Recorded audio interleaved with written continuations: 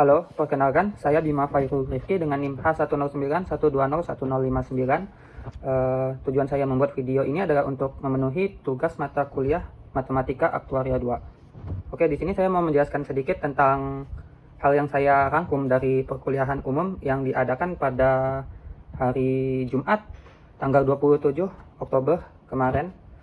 Itu tentang penerbitan buku dan hak intelektual. Oke, sedikit tentang penerbitan buku ya. Penerbitan buku itu adalah proses menulis dan menyusun sebuah naskah, lalu kemudian didistribusikan dalam bentuk karya literatur ke halayak publik gitu.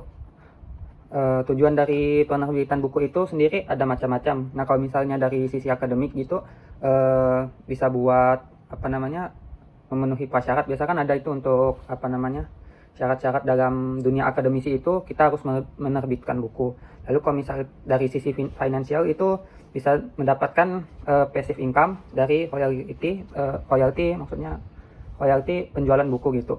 Kemudian juga buku itu bisa jadi ajang untuk kita memperlihatkan kompetensi diri dan kemampuan.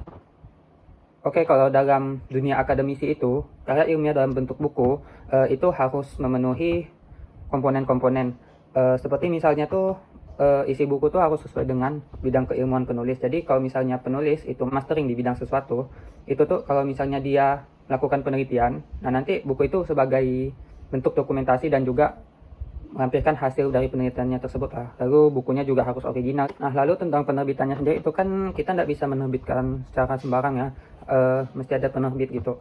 Nah, kalau penerbit itu, kalau misalnya penerbit yang targetnya memang publik, tidak ada spesifiknya itu, mereka lebih suka buku dengan pangsa pasar yang luas gitu. Jadi, buku-buku yang biasa mereka terima itu adalah buku-buku terapan yang mudah diterima. Jadi, bisa dipakai untuk hal-hal lainnya gitu. Lalu, seperti buku-buku untuk mata kuliah dasar juga.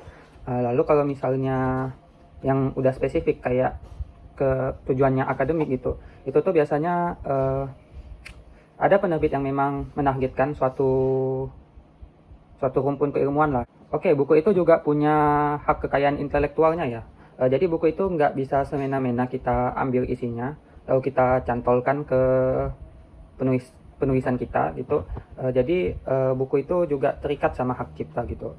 Nah, hak cipta yang itu tuh kita sebut sebagai hak kekayaan intelektual atau haki. Haki itu adalah hak yang timbul bagi hasil olah pikir yang menghasilkan suatu produk atau proses yang berguna untuk manusia.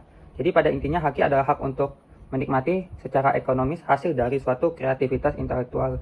Nah, haki itu terbagi jadi dua, ada seperti hak cipta atau copyright, lalu juga ada hak kekayaan industri atau industrial property right yang mencakup seperti hak paten, desain industri, merek, hak cipta, rahasia dagang, bahkan suatu gimmick dalam video game pun juga bisa dipatenkan gitu. Nah, untuk hak cipta ini kan memang udah terikat sama penulisnya ya, sama orang yang mempatenkannya. Nah, namun hak cipta ini juga dapat dialihkan ke pemilik hak cipta selanjutnya gitu. Apabila itu tuh hak ciptanya itu diwariskan, dihibahkan ataupun diwasiatkan. Oke, kita balik lagi ke pembicaraan yang pertama tadi tentang penerbitan buku. Nah, biasanya buku kalau dalam dunia akademik itu tuh kan untuk buku referensi, ada yang juga untuk buku aja. Nah, kalau buku referensi itu kan isinya tentang dokumentasi dan juga hasil dari penelitian si penulis gitu ya. Nah, kalau buku ajar itu sendiri pasti buku yang tujuannya untuk sebagai bahan ajar ya. Nah, kayak buku ini, buku metode statistika yang ditulis oleh Bapak Ibu dosen dari program studi statistika FMIPA Untan. Kita tahu ya kalau statistika itu ilmu dasar untuk menarik kesimpulan dan pengambilan keputusan. Nah, di program studi statistika kita juga begitu, kita belajar tentang statistika, tidak hanya metode statistik dasar. Kita juga belajar tentang metode-metode statistika yang lainnya, metode pengujian yang lainnya. Kita tuh juga bisa lihat kalau statistika itu sebenarnya ilmu yang cukup dalam ya, cukup deep. Ada banyak metode yang bisa kita gunakan gitu. Jadi kalau misalnya kita kuliah di program studi statistika itu banyaklah metode yang bakal kita temui gitu. Nanti kita bisa tinggal pilih untuk penelitiannya kita mau yang mana. Saya rasa itu saja dari saya. Kurang lebihnya mohon maaf. Saya ucapkan terima kasih sudah mau menonton sampai akhir dan sampai jumpa. Terima kasih.